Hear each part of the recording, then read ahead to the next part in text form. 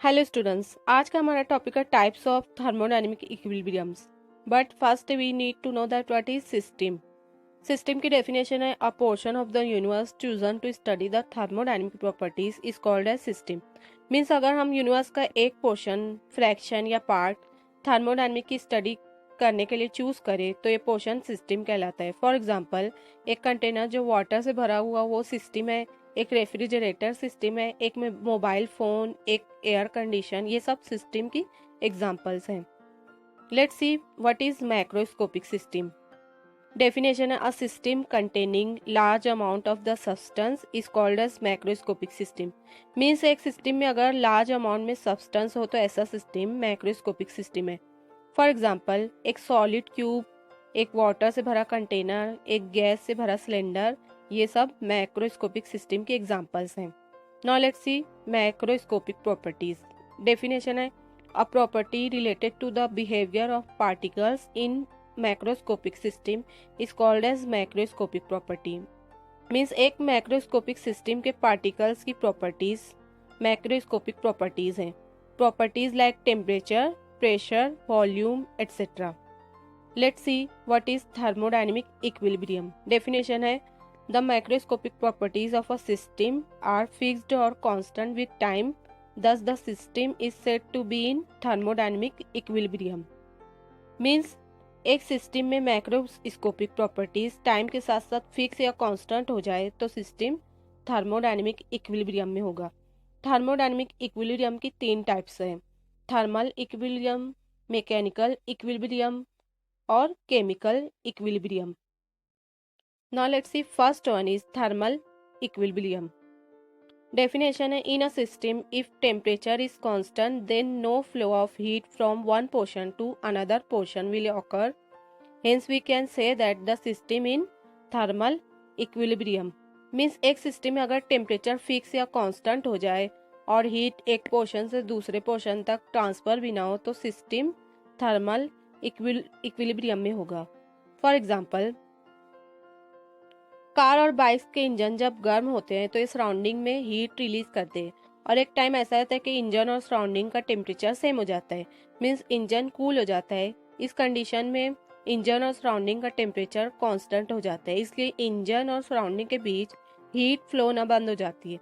Hence engine thermal equilibrium में आ जाता है। नेक्स्ट एग्जाम्पल है, अगर एक कप हॉट कॉफ़ी टेबल पर रख दी जाए तो कुछ टाइम बाद कॉफ़ी कूल हो जाती है। बिकॉज कॉफ़ी जब गर्म होती है तो वो सराउंडिंग में हीट रिलीज करती है और एक टाइम ऐसा आता है कॉफ़ी और सराउंडिंग का टेम्परेचर सेम हो जाता है। मीन्स टेम्परेचर फिक्स या कांस्टेंट हो जाता है, इसलिए कॉफ़ी और सराउंडिंग के बीच हीट ट्रांसफर होना बंद हो जाती है। हेंस कॉफ़ी थर्मल इक्विलिब्रियम में आ जाती है। नेक्स्ट एग्जाम्पल है, अगर दो मेटेलिक क्यूब जिसमें से एक हॉट और एक कोल्ड दोनों को कांटेक्ट मिलाया जाए तो हॉट क्यूब से हीट कोल्ड क्यूब में ट्रांसफर होगी और एक टाइम ऐसा आएगा कि दोनों क्यूब का टेम्परेचर सेम हो जाएगा। मीन्स दोनों क्यूब का टेम्परेचर फिक्स या कांस्टेंट हो जाएगा और दोनों क्यूब्स के दरमियान हीट फ्लोना बंद हो जाएगी। हेंस क्यूब्स थर्मल इक्विलिब्रियम में आ जाएंगे। नेक्स्ट एग्जाम्पल है, ओशन की तह में थर्मल वेंट्स और ऊपरी तह पर ओशन करंट्स ओशन में थर्मल इक्विलिब्रियम मेंटेन रखते हैं। बिकॉज जब थर्मल वेंट से हीट रिलीज होती है तो ये वाटर के थ्रू फ्लो होती हुई अपर लेवल तक पहुंचती है और ओशन करंट्स हीट को लॉन्ग डिस्टेंस तक ले जाते हैं, जिससे ओशन का टेम्परेचर कांस्टेंट और फिक्स हो जाता है। मीन्स ओशन थर्मल इक्विलिब्रियम में आ जाता है। Now let's C thermal equilibrium equation. Thermal equilibrium में ऑलवेज दो सिस्टम होते हैं, एक हॉट दूसरा कोल्ड। एक सिस्टम में हीट रिलीज होती है मीन्स आउट होती है और दूसरे सिस्टम में हीट एब्सॉर्ब होती है मीन्स इन होती है। Mathematically it can be expressed as Q in equal to Q out. यहाँ पर Q in heat transfer into the system है और Q out heat transfer out of the system है। Let's see mechanical equilibrium. Definition है when in a system pressure is constant then no work should be done by one part over another portion. Hence we can say that the system in mechanical equilibrium. Means एक system में अगर pressure constant या fix हो जाए then एक portion से दूसरे portion तक वर्क भी ना हो तो सिस्टम मैकेनिकल इक्विलिब्रियम में होगा।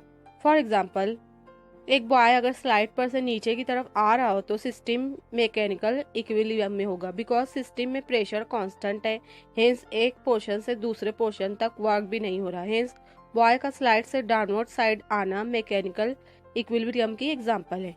नेक्स्ट एग्जांपल है, सपोज एक पर्सन अगर स्प्रिंग को पुश करके होल्ड करके रखे तो इस कंडीशन में पर्सन का लगाया हुआ कंप्रेसिव लोड और स्प्रिंग का स्ट्रेचिंग लोड इक्वल हो जाएगा। मीन सिस्टम में एक पोर्शन से दूसरे पोर्शन तक वर्क भी नहीं होगा। हेंस सिस्टम मैकेनिकल इक्विलिब्रियम में होगा। नेक्स्ट एग्जांपल है, एक डेस्क पर पेपर पर रखा हुआ पेपर वेट भी थर्मल इक्विलिब्रियम में होता है, बिकॉज पेपर वेट का प्रेशर फिक्स या कांस्टेंट होता है। मीन सिस्टम में एक पोर्शन से दूसरे पोर्शन तक वर्क भी नहीं होगा। Hence paper weight mechanical equilibrium में होगा। नेक्स्ट एग्जांपल है, रॉक से बना हुआ स्कल्पचर भी मैकेनिकल इक्विलिब्रियम की एग्जांपल है, बिकॉज रॉक का प्रेशर कांस्टेंट होता है। मीन सिस्टम में एक पोर्शन से दूसरे पोर्शन तक वर्क भी नहीं होता। हेंस स्कल्पचर भी थर्मल इक्विलिब्रियम में होगा। Let's see equation for mechanical equilibrium. Mechanical equilibrium में अगर एक ऑब्जेक्ट स्टैटिक पोजीशन में रुका हुआ हो तो उस पर जितने भी फोर्स एक्ट कर रहे होते हैं उनका सम इक्वल टू 0 होता है। नाउ इक्वेशन होगी summation of F equal to 0। Summation equal to symbol stand for the sum, F equal to force, यहाँ पर एफ फोर्स होगा। Now let's see chemical equilibrium. When in a system, no change in composition should occur with time. Hence, we can say that the system in chemical equilibrium.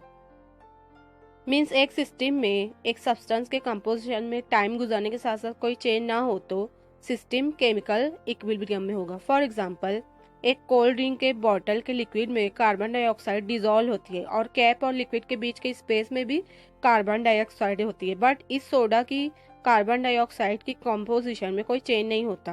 Hence cold drink भी chemical equilibrium की example है। Next example है, एक iron जब water और oxygen के contact में आता है तो ये आयरन ऑक्साइड फॉर्म करता है जिसे रस्ट कहा जाता है। Rusting of iron only physically occur होता है। हेंस आयरन के कंपोजिशन में कोई चेंज नहीं होता, देयरफॉर आयरन केमिकल इक्विलिब्रियम में होता है। मीन्स केमिकल इक्विलिब्रियम की एग्जांपल है। Now let's C equation for chemical equilibrium. एक केमिकल रिएक्शन में ऑलवेज दो या दो से ज्यादा रिएक्टेंट्स कंबाइन होकर दो या दो से ज्यादा प्रोडक्ट फॉर्म करते हैं, बट केमिकल इक्विलिब्रियम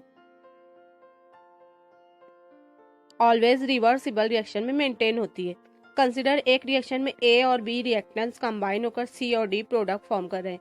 इस रिएक्शन में फॉरवर्ड और रिवर्स रिएक्शन दोनों के रेट्स इक्वल हैं। मींस रिएक्टेंट और प्रोडक्ट के कॉन्सेंट्रेशन या अमाउंट टाइम के साथ साथ कांस्टेंट है। हेंस केमिकल इक्विलिब्रियम की इक्वेशन होगी K equilibrium equal to C bracket raise to C into B D bracket raise to D divided by A bracket raise to A into B bracket raise to B. Video अगर अच्छी लगी तो like करें, channel को subscribe करें। Thanks for watching.